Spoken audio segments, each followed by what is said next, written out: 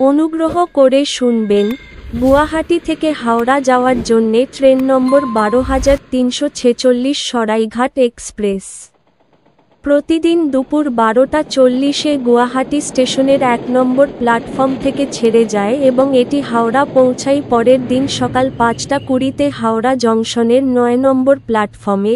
ট্রেনটির মোট যাত্রাপথ ৯৯৯ কিলোমিটার, যা অতিক্রম করতে সময় লাগে ১৬ ঘন্টা ৪০ মিনিট।